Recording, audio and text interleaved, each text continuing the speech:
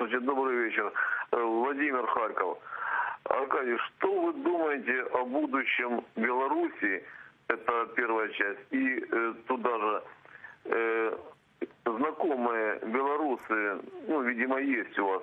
Что они также думают о своем будущем? Вот. С наступающими праздниками. Спасибо. Спасибо.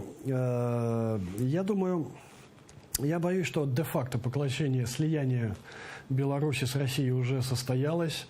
Поглощение, в общем-то, да. Я думаю, что Беларусь будет следующим белорусским федеральным округом Российской Федерации. Эту, как я уже и говорил, эту свадьбу осталось оформить только юридически.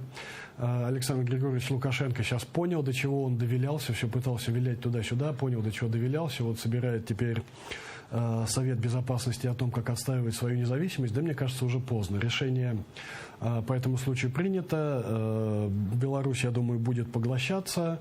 Юридически это будет оформляться. Путин получит в этом случае, как новое государство, как руководитель нового государства, новые возможности избираться на новый срок. И тогда для Украины все становится совсем-совсем плохо, потому что тогда эта страна будет нависать на нас практически с трех сторон. Это, если вот это мой пессимистичный, конечно, прогноз, но если он состоится, то большая война, тогда вероятность большой войны между Россией и Украиной я уже буду оценивать как 100%.